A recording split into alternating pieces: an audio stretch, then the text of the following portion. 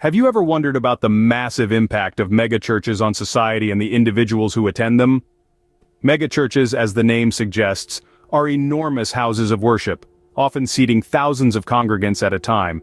They've emerged as a significant phenomenon in the religious landscape, not just in the United States but across the globe. These churches aren't just large in terms of physical size but also in terms of their congregation. Many boast memberships in the tens of thousands, with some even reaching into the hundreds of thousands. Now, you might ask, what is the appeal of these religious giants? Well, with their contemporary approach to worship, including high-energy services, modern music, and charismatic leaders, they offer an enticing package that draws in masses. But this is just the surface of the megachurch phenomenon. What lies beneath is a complex web of social, psychological, and financial implications. But beneath the surface there's a darker side to these religious behemoths. Take for instance the prosperity gospel, a concept popular in many megachurches. The prosperity gospel, for those unfamiliar, is a religious belief among some Christians that financial blessing and physical well-being are the will of God for them. It's a doctrine that posits faith, positive speech, and donations to religious causes as a means to increase one's material wealth. Let's examine a hypothetical megachurch that preaches this doctrine. Picture a grand auditorium filled to the brim with thousands of believers, hanging onto every word spoken from the pulpit. The preacher, charismatic and persuasive, proclaims that wealth is a sign of God's favor. He tells his congregation that if they want to receive God's blessings, they must first show their faith through generous donations. Now let's pause here for a moment. This might sound appealing to many. After all, who wouldn't want to be wealthy? But let's dig a little deeper. This doctrine is cleverly designed to manipulate attendees into giving large amounts of money, often more than they can afford, with the promise of divine reward. The preacher assures them that their financial sacrifices are merely seeds sown, destined to grow into a harvest of blessings. This creates a cycle where attendees, hopeful for a better life, continue to give, often to their detriment. But when the promised prosperity doesn't materialize, they're led to believe it's due to their lack of faith or failure to donate enough, rather than questioning the doctrine itself. This doctrine, while providing hope and a sense of purpose to some, often leads to financial distress and disillusionment for many others. It's a system that benefits the church and its leaders, often at the expense of its followers. This manipulation, however, is only one aspect of the issue. It's a symptom of a larger problem within the world of megachurches, one that extends beyond the prosperity gospel and into other areas of church operation and governance. But that's a topic for our next scene. Another pressing concern is the lack of accountability in these religious institutions. Megachurches, by virtue of their sheer size and influence, often function with an alarming degree of autonomy.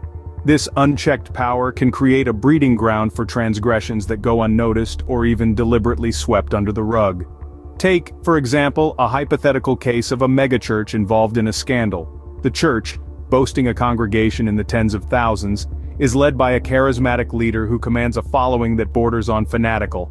The church's vast resources, contributed by its devout members, are managed with little to no oversight.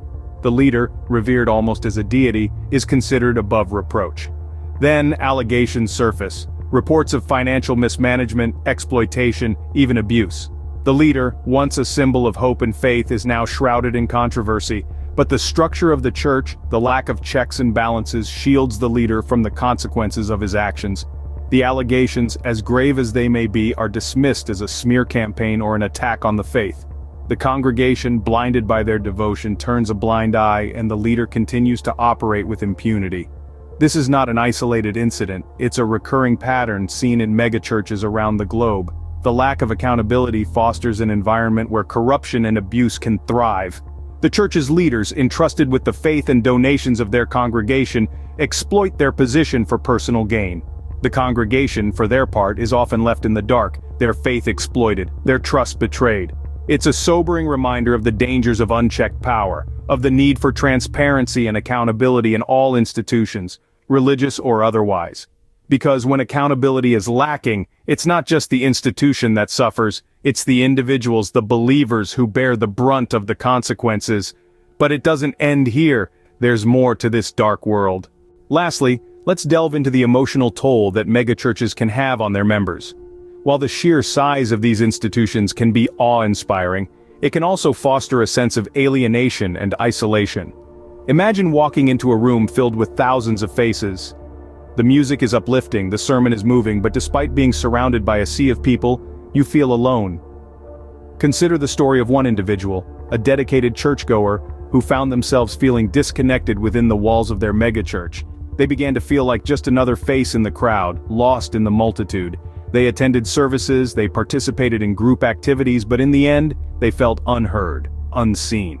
This individual's experience isn't unique. It's a story echoed by many who have found themselves overwhelmed by the scale of their megachurch. The vastness of these institutions can often drown out the individual, leaving them feeling isolated amidst the throng. This is the paradox of the megachurch experience. A place meant for community and connection can at times feel impersonal and disconnected. The emotional toll of this isolation can be profound. It can lead to feelings of despair, loneliness, and a sense of spiritual disconnection. It's a stark reminder that bigger isn't always better, especially when it comes to fostering a sense of community and spiritual connection. This, unfortunately, is a common experience for many megachurch attendees. So, what have we learned about the dark world of megachurches? We've uncovered the manipulation through prosperity gospel, a doctrine that preys on hope and faith. We've shone a light on the lack of accountability that often leads to corruption, and we've exposed the feelings of alienation and isolation experienced by many members. All of these elements combined paint a stark picture of what can lurk beneath the surface. Megachurches, while appealing on the surface, often harbor darker realities beneath their grandiose exteriors.